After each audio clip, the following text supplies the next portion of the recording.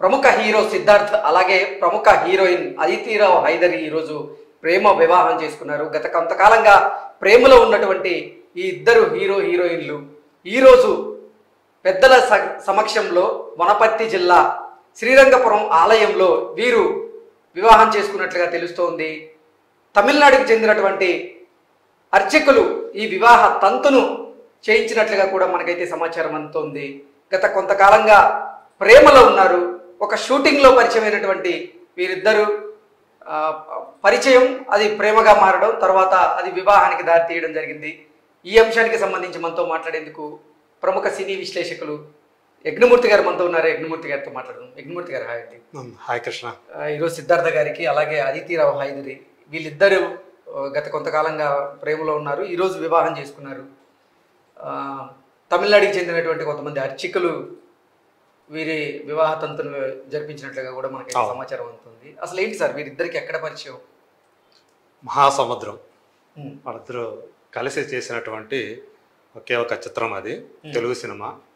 So ఆ సినిమాలో శర్వానంద్, సిద్ధార్థ్ ఇద్దరు ఉన్నారు. శర్వానంద్ పాజిటివ్ రోల్ చేస్తే తను సిద్ధార్థ్ యాంటీ రోల్ చేశాడు, అందులో యాంటీ హీరోగా చేశాడు. సో అతని భార్యగా ఈ సినిమాలో అదితిరావు హైదరి నటించారు. సో ఆ టైంలోనే ఈ ఇద్దరి మధ్య ఆ పరిచయం సన్నిహితత్వంగా మారటం, తర్వాత కలిసి సహజీవనం చేస్తూ వచ్చారు. సో వాళ్ళిద్దరికి తమకు సంబంధించినటువంటి రీల్స్ కూడా ఇద్దరు కలిసి చేస్తూ వచ్చారు. ఎప్పుడు కూడా వాళ్ళ మధ్య ఉన్నటువంటి బంధాన్ని దాచుకునే ప్రయత్నం చేయలేదు. అలాగని మేమిద్దరం ప్రేమలో ఉండాము అని ఓపెన్గా చెప్పడం కూడా లేదు. కానీ ఇద్దరు కలిసి సహజీవనం చేస్తున్నారు అంటూ మీడియాలో మనకి కథనాలు వచ్చాయి. వాళ్ళిద్దరూ కలిసి తిరగటం, అవును. శర్వానంద్ ఈ మధ్య పెళ్లి చేసుకున్నాడు. తన పెళ్లిలో కానీ అంతం జరిగిన ఎంగేజ్మెంట్లో కానీ ఇద్దరు కలిసే వచ్చారు. సో అట్లా వాళ్ళిద్దరు యొక్క బంధం గురించి వాళ్ళు చెప్పకనే చెబుతూ వచ్చారు. మనకు తెలుసు సిద్ధార్థ్ నువ్వు వస్తానంటే నేను వద్దంటానా అనే సినిమాతో స్ట్రైట్గా తెలుగులో ఎంట్రీ ఇచ్చాడు. ఆ సినిమా బ్లాక్ బస్టర్ హిట్ అయింది. తను ప్రభుదేవ డైరెక్ట్ చేస్తే ఎంఎస్ రాజు నిర్మించాడు. కానీ మనకు అంతకంటే చాలా ముందుగానే బాయ్స్ అనే శంకర్ డైరెక్ట్ చేసినటువంటి బాయ్స్ మూవీ, అది పెద్ద హిట్.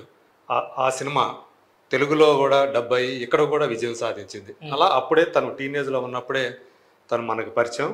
నువ్వు వస్తానంటే నేను వద్దంటతో హీరోగా వచ్చి ఇక్కడ ఆల్మోస్ట్ తెలుగు అబ్బాయి లాగానే, అంటే తెలుగు కూడా అంత బాగా స్పష్టంగా మాట్లాడగల నేర్పు అతనికి ఉంది.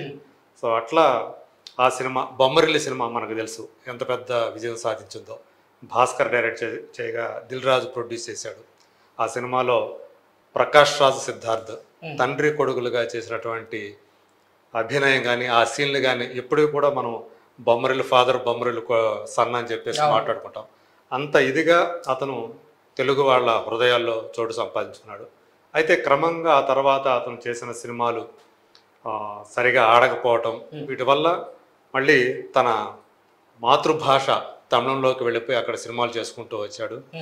సో మధ్యలో తర్వాత లవ్ ఫెయిల్యూర్ అని చెప్పేసి ఒక సినిమా తన సొంతంగా అక్కడ తీసి దాన్ని తెలుగులో కూడా రిలీజ్ చేశాడు.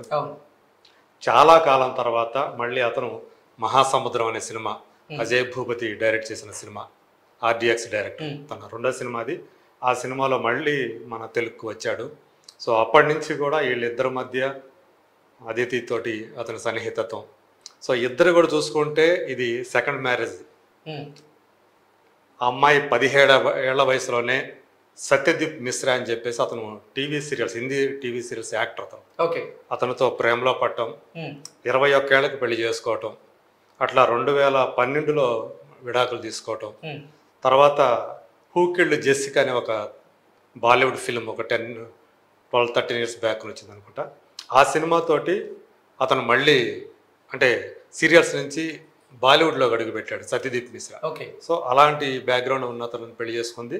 బట్ ఎక్కువ కాలం వాళ్ళిద్దరి యొక్క వైవాహిక బంధం సాగలేదు.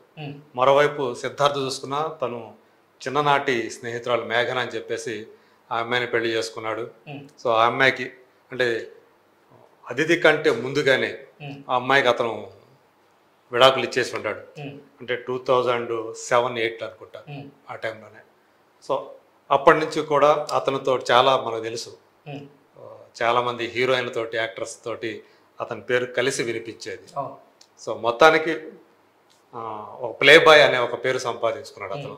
సో ఎట్టకేలకు ఇప్పుడు మళ్ళీ ఈ అదితి తోటి అతను ఈ రిలేషన్షిప్ అనేది మెయింటైన్ చేయటం, చివరికి ఎట్లయితేనేమి పెళ్లి చేసుకోవటం, ఇదంతా కూడా ఇద్దరి యొక్క అభిమానులు సంతోషపడుతున్నారు, వాళ్ళు హర్షిస్తున్నారు. ఓకే. అదితిరావు హైదరీ ఈ అమ్మాయి వనపర్తి సంస్థానాధీశుల సంబంధించినటువంటి కుటుంబానికి చెందిన వ్యక్తి ఎవరు. సో వారి ఆచారాల ప్రకారంగానే ఈరోజు వనపర్తి జిల్లా శ్రీరంగపురం ఆలయంలోనే వీరి వివాహం జరిగినట్లుగా కూడా మనకు తెలుస్తూ ఉంది. ఏంటి సార్? యాక్చువల్గా అదితి వచ్చి 2 మతాలకు సంబంధించినటువంటి చెందిన అమ్మాయి అని చెప్పాలి. సో తన అంటే అమ్మ తరపు బంధువులు వచ్చేటప్పటికి హిందువులు, నాన్న తరపు వాళ్ళందరూ కూడా ముస్లిమ్స్. సో అందు గురించి అమ్మాయి పేరు అదితిరావు హైదరీ. సో వాళ్ళ ముత్తాత అక్బర్ హైదరీ, ఆయన నిజాంలో ప్రైమ్ మినిస్టర్గా చేసిన వ్యక్తి అనమాట. అలాగే తల్లి వైపు చూసుకుంటే ఆమె ముత్తాత రామేశ్వరరావు. సో ఆయన కూడా ఒక మీరు అన్నట్టు జమీందారుల ఫ్యామిలీ, వనపర్తి కోట అధిపతి. సో అట్లా ఏ రకంగా చూసుకున్నా కానీ ఒక రాయల్ ఫ్యామిలీకి చెందిన అమ్మాయి.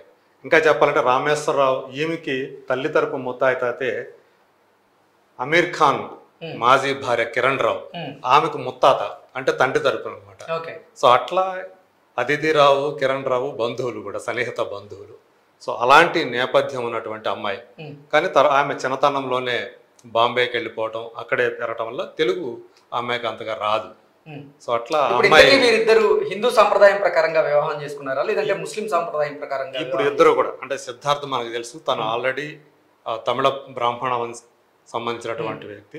సో ఇద్దరు కూడా బ్రాహ్మణ సంప్రదాయం ప్రకారమే, అంటే హిందూ సంప్రదాయం ప్రకారం తమిళ అర్చకుల చేత, పూజారుల చేత మీరు అన్నట్టు ఆ పెళ్లి తంతు కూడా జరిగింది. సో ఈరోజు ఉదయం చడి చప్పుడు లేకుండా అక్కడ టెంపుల్లో ఆ ఇద్దరు కూడా పెళ్లి చేసుకున్నారు, సన్నిహితులు బంధువుల మధ్య అని చెప్పేసి మనకు సమాచారం అంది.